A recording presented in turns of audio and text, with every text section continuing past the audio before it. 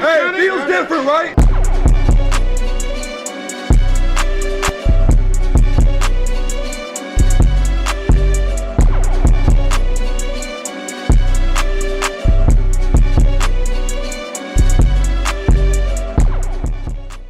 Hello and welcome to episode 23 of Fantasy Sports.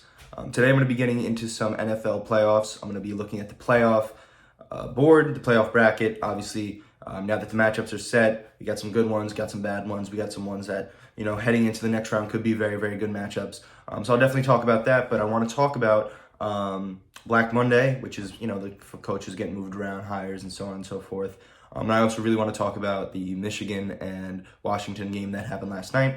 I'll start with that. Washington lost 13-34. Obviously, we saw the Michigan Wolverines come out and pretty much, I wouldn't say dominate, but they definitely had a very strong game. I think J.J. McCarthy didn't have a great game, but, at the end of the day, when you have Blake Corum and Donovan Wilson, just running the ball so well, I mean, there's not a point in really needing, your quarterback to take over a game when there's nothing to really take over.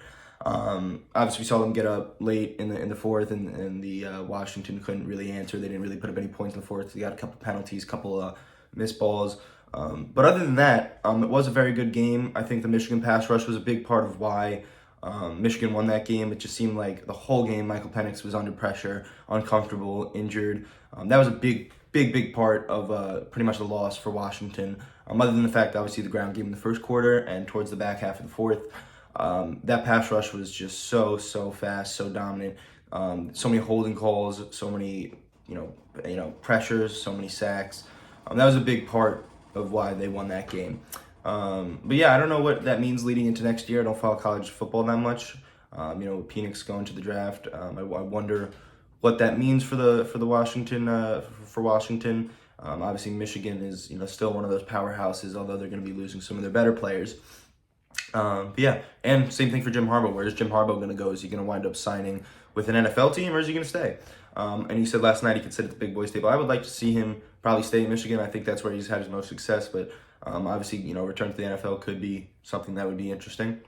Also focusing on coaches, Black Monday happened, which is what they call it. It's when coaches get fired. We saw Arthur Smith get fired. We saw Ron Rivera get fired. We saw the Commanders hire Bob Myers or Bob. I'm pretty sure that's his name from the GM that was previously for the Warriors. So yeah, that was really exciting to see. I think it's good that they moved on from Ron Rivera. I think they kind of knew this was his last season, that they were going to wind up going out and get a new hire. I like the Arthur Smith fire. People were questioning whether or not was going to happen with that. I think the blow up also kind of really contributed to that. Supposedly he got fired in the locker room after the game. But Arthur Smith to me has been one of those people who's been very outspoken, very almost communicable. And odd in the sense that he's been a coach who just seems to be not really all there, if that makes the best sense for what I believe in terms of Arthur Smith. Not giving Bijan the ball, sitting Bijan because he was vaping. It's just weird things like that you're like, man, not getting Kyle Pitts and Drake London targets, talking about how they have ball players on the team. But, when you have 3 first-round picks and they're not touching the ball on offense, it's weird. It's just weird. It's not even like, obviously it's frustrating as a fan, but it's just, as a coach, you're thinking or as a player, as a fan of a coach, you're thinking, why would he not want to get them the ball? Why would he be like, oh, well, I don't know, just stupid. And I've never really liked the way he talked. I'm glad he's off the team. I'm hoping he doesn't become a head coach somewhere else. I'm hoping the Raiders head coach retains his job, because he did a very good job to close out the season. It seems like they all have his back there in Las Vegas. But now focusing on the playoff bracket, we'll go round through round, and I think I'll talk a little bit more about the first round and the second round and what I, predict. But let's focus on my Steelers. I'm obviously wearing a Steelers Najee. It says Najee on the back. Whatever. Regardless, let's focus on that game. We have the Steelers versus the Bills. Steelers are pretty much big underdogs in this one. They're away, and they snuck into the playoffs with the Jaguars losing. I think this is a game that, with the fact that the Bills have been hot, not that hot, but they've been hot. I don't necessarily want to say that the Steelers are going to lose this game, because I don't believe they're going to lose this game. I think they have a very good chance to win this game. The Bills' offense is, rough sometimes. Josh Allen doesn't look great. The defense is all right. It's not, top 10 or anything. And the Steelers have been really hot. They haven't lost Mason Rudolph yet, and they're just seeming to get their stride. And obviously with TJ Watt being out, we are pretty much 1-7 without him, or 2-7 without him all time, which is a big hit. TJ Watt is a huge player for us, so that raises a lot of questions. But I think with all that being said, I think the Steelers could still win this game, and I'm going to choose them to advance to the next round over the Bills. And that is a little biased. I'll be very, very frank that it is very biased. But you got to ride with the Steelers. I think, they do have a chance to win this game. I don't think it's going to be as bad as people say it's going to be. I do think the Steelers, regardless, even if they had TJ Watt, I think there'd be a greater chance. They've been hot. Bills haven't been, as hot as, they were at that 3-game stretch. But, regardless, interesting game to watch. And then for the Dolphins and Chiefs, I've gone back and forth with this a lot. The Dolphins are underdogs because they're away. And, obviously they lost to the Chiefs, I'm pretty sure, earlier in the season. But I think the Dolphins are going to win this game. And here's the thing. If Jalen Waddle comes back, obviously they have the injuries to Jalen Phillips and Bradley Chubb, which are huge hits on defense. Those are two really, really good players. But I think, regardless of the Chiefs, the fact that they've been, so strong in the playoffs, their offense has been so not strong in regular season that it bears think, are they just going to wind up picking up and changing? I don't think they are. I think the Dolphins are going to wind up winning this game. It's an 8 p.m. game on Saturday, and I think the Dolphins are the stronger offensive team, and I think these are two teams with all right defenses. I think their defenses are solid, but I think it's going to be more offensive than defensive, and I think the Dolphins have the better offense. That's why I think they're going to win. And then for the Browns-Texans game, this game has been really hard for me because I think both teams are kind of both in the same place. I think the Texans, in my opinion, have a little bit of a quote-unquote worse team. I think they have a stronger quarterback. But I think the Browns win this, although they're away. I'd love to see CJ Stroud wind up winning, but I just think the Browns at this point, with the way they've been playing, with how strong their defense is, with how decent their offense, and sometimes very strong their offense has been playing, I think the Browns get this win. I think CJ Stroud is a very good quarterback. I think that team's a very good team. But seeing them go down to the wire with the Colts, I don't think the Browns are even close to the Colts, and I think the Browns are going to wind up winning that game. For Packers-Cowboys, Packers been really hot. Obviously, I've talked about Jordan Love having a really good season. Pretty much a top, 8 season as a quarterback, with the total touchdowns, quarterback rating, and all that. Especially, just the way he's played has been exceptional. And the Cowboys defense is one of the best. Cowboys offense is one of the best. Packers being away, rookie in the playoffs. I think the Cowboys just take this one. I don't think there's really much up for discussion. I don't know if it'll be a close game. In my head, it just seems like the Cowboys have been so dominant against teams that are just, not significantly, but just somewhat worse than them. And I feel like that's going to be one of those games. And then the best matchup this week, I feel like, is the Rams-Lions. This is a Matthew Stafford versus Jared Goff. And a lot of people have been talking about Matthew Stafford has so much on the line, but I believe that Jared Goff has more on the line. You're making it to the playoffs, you're 12-5. You finally have your pretty much best winning season as a Lions quarterback, and you have the best roster you're going to have as a Lions quarterback. I think this is a game they need to go out there. Dan Campbell needs to outcoach Sean McVay, and they need to prove to the world that they're a team that deserves to be in the spot that they're in, and that they're not some just, obviously they got close with the Cowboys. They beat the Chiefs. It's a bunch of stuff like that. I think the Rams have been very hot on offense, and I think they've been solid on defense. Obviously, the coordinator's being looked at for jobs, but I think the Lions wind up winning this one. And I think the reason the Lions wind up winning this game is just because of how good Goff, Amon-Ra, Gibbs, Montgomery, Laporta did go down with injury. I'm not sure what's the news on that. But regardless, I think the Lions are just a stronger team, both on offense and defense. So I think that's why they win. And then for the Eagles-Buccaneers game, I think this is a game that is way too close. The Eagles are -2.5, if that's, betting spread. So that means they're not that favorited. And although the Eagles have had their struggles, I won't deny their struggles. I mean, they're the Eagles, and these are the Buccaneers.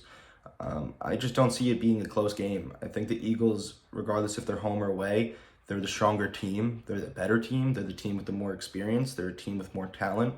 I think Baker's a good quarterback, but I don't think he's good enough to be the Eagles. So that's all I believe about that game. Heading into the next rounds, it'd be Steelers versus the Dolphins based on what I predicted. And I think I love the Steelers, but I'm not going to sit here and keep being like, oh, the Steelers are going to make playoffs. I mean, Steelers are going to make Super Bowl. They're not. They could, but I don't think they are. I think the Dolphins win that one. Dolphins are a better team. Dolphins will be home. I think the Dolphins win that game. And then you have the Browns versus the Ravens with the Ravens at home. Obviously, the Browns have beaten them. The Browns did beat them before, but the Ravens dominated them in the game prior to that. And it was very close in the second game. I mean, Lamar threw pick six. A bunch of stuff happened. I think the Ravens have been hot. I think they've been really hot. I think they're going to win that game. And I'm going to even go with the next one. Even if they play the Dolphins, I don't think they're going to lose up until the Super Bowl. I don't think they're going to lose in the Super Bowl, but I don't think they're going to lose. I don't think they're not going to make the Super Bowl coming out of the AFC. I think they're going to beat anyone that comes out of the AFC, regardless if it's Chiefs, Dolphins, or Bills. I think the Ravens beat any of those teams by a landslide. And then for the Cowboys Lions, another nice little rematch. I think it would be the Cowboys being home. I'm not necessarily sure how that would work. Regardless, I think this is a good matchup. I mean, obviously we saw it and it came down to a 2-point conversion that got called back. And I think at this point, I think the Cowboys are a playoff ready team. I think the Lions are a really good team, but they didn't look good when they played them. And the fact that, it came down to that, Goff played really weak.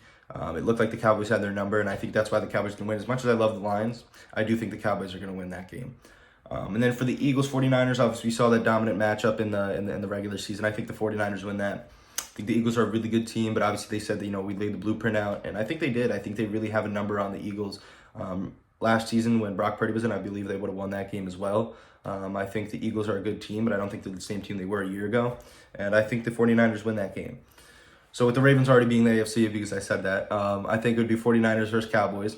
I think that's one of the matchups that would be probably the best in the NFC if it were to happen. And I think this is a game that it's hard because right now the two people with a bye, you don't want to say they're going to make the Super Bowl, but they're the two best teams in the NFL. And playoff football is unpredictable. And, sometimes you got to make bold predictions, but I just don't see the Cowboys beating the 49ers. I don't see the 49ers losing to anyone in the NFC either. Like, I think they're landslide better than all these teams, and I think they're well coached. I think Purdy isn't really a guy who's going to get flustered in the playoffs. I don't think that's the type of style of play he is. So I think it's just going to be Ravens and 49ers in the Super Bowl and a rematch from the earlier in the season. And I don't want to go with, the Ravens killed them, but the Ravens are a great team right now. I think they're the best team in the NFL. And I think Lamar's going to, get a Super Bowl and get a Super Bowl MVP. That's what I'm looking for. But I genuinely do think that's going to happen, regardless of what I think about Lamar, regardless of what I think about any of these teams. I do think the Ravens are pretty much the best team in the NFL. I think there's nothing really close. They have the best defense. They have a very strong offense with a really good offensive coordinator who, has been playing to Lamar's strengths at some points. And I think that's the best ability that you can get from a quarterback. You get a bunch of new coordinators, you get a bunch of new coaches, you get a bunch of new players on the team, and you have one of those Super Bowl runs where it's like you're never going to have this again because you have a bunch of players overperforming. You have a bunch of coaches coming in, being brand new, and, absolutely lighting up the league. And I think that's what the Ravens have. I think they have that kind of once in a blue moon run. I don't think it's, not expected with the way that Lamar's played. I think he's a winning quarterback, and I think John Harbaugh is a winning John Harbaugh is a winning coach, but I just think this is one of those, runs that you don't see stopping, and that's what I believe about the Ravens. And I do believe that Lamar will win Super Bowl MVP, regular season MVP. That's how good he is. But yeah, that's what I have for the playoffs. I don't really have much more to dive into. I don't want to talk about what I believe are going to be the winners of awards again. I already talked about that. I thought that was a good coverage of that. But the playoffs are really interesting. I think these matchups are interesting to the capabilities of what they can be in the second round. I think that's why they're interesting. I think the second round gets way more interesting than the first. And I think it's interesting that you have matchups, honestly, between the Chiefs and the Dolphins. That's the only real, wow, these two teams were Super Bowl favorites at one point, and now they're playing each other in the first round. I think that's the only thing that's really the biggest shock for me. Maybe the Lions-Rams, obviously that's a good game, but it's not really oh, wow. The Rams aren't light years better than, they're above average team. So I'm interested to see that. I think I'm definitely interested to see how the Eagles come out and play away against the Buccaneers if they wind up crumbling and it's just a bad season and they wind up going into the offseason with a lot of questions about their coach and their offensive coordinator. So I'm definitely interested to see that. But I appreciate you guys watching as always. I hope you guys tune into next Wednesday when we get to cover all these playoff matchups and what occurred and what the next round looks like and if I got this stuff right. I'm hoping I do. But yes, as always, thank you and tune into next week.